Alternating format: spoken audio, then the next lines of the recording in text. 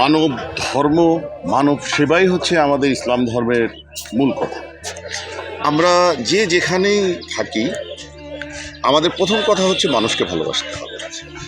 আমরা যদি একে অপরকে ভালোবাসি, একজনের সুখে দুঃখে যদি একটু পাশে দাঁড়াই, তাহলে আজকে আমাদের দেশে বা সারা বিশ্বেই যে হানাহানি, যে ধর্ম নিয়ে যে অনেক কিছু যে হয়, কলুষিত বলবো না, আমি ধর্ম ব্যবসা বলবো, যারা এই ধর্মটাকে বিভিন্ন জায়গায় হাতিয়ার হিসাবে ব্যবহার করে, এগুলো কিছুই করার দরকার নাই।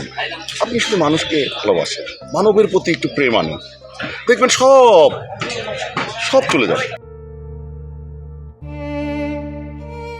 আমি যে জিনিসটুকু শিখেছি একজন মুসলমান পরিবারের সন্তান হিসাবে, আসলে ধর্ম নিয়ে ব্যবসা করা এটা নিতান্তই গর্হিত একটা কাজ। আমি মনে করি এটা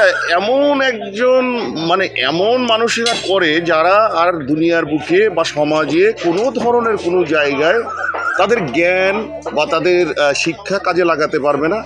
তখনই তারা চিন্তা করে ধর্ম একটা এমন সেন্সিটিভ বিষয়, যে বিষয়টাকে যে কোনো মানুষকে যখন তখন মোটিভেশন করা যায়, তখন তারা একটা ব্যবসার হাতিয়ার হিসাবে তুলে নেয়।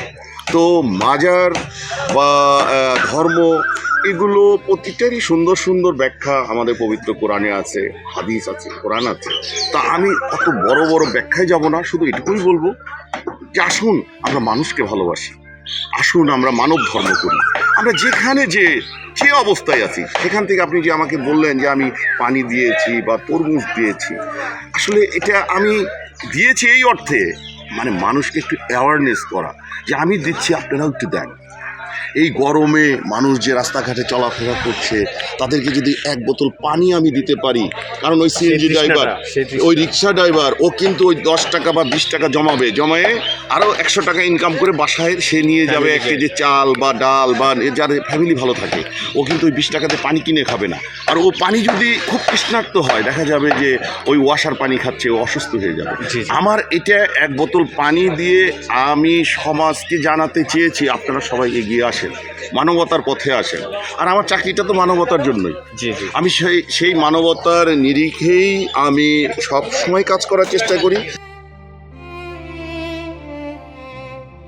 আর সিহাবিয়া দরবার শরীফের সাথে প্রায় আমি 22 বছর হচ্ছে রিলেটেড, এবং মাজার বা দরবার নিয়ে অনেক কথা আছে, যারা বলে সেটা তারা যেভাবে বোঝে, আর আমি যেভাবে বুঝি এখানে মানব ধর্ম চলে। সিহাবিয়া দরবার মানব কল্যাণে কাজ করে, সিহাবিয়া দরবার করোনার সময় মানুষের পাশে দাঁড়ায়, সিহাবিয়া দরবার যানজটের সময় পাশে দাঁড়ায়। তাহলে আমি এখানে আসবো না কেন? আমি তো আসবো, অবশ্যই। মানব প্রেমীরা এখানে আসবে, সিহাবিয়া দরবার মানব প্রেমের দরবার। এটা তার পরবর্তী যে কি ব্যাখ্যা, এগুলো যারা দিবে তাদের বিষয়।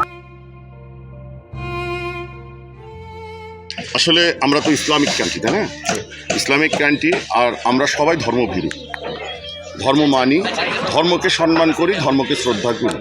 তো ধর্ম নিয়ে যারা ব্যবসা করে, তাদের দুনিয়ার আইনে বিচার করা দরকার নেই, তারা আখেরাতেই এই বিচার পেয়ে যাবে।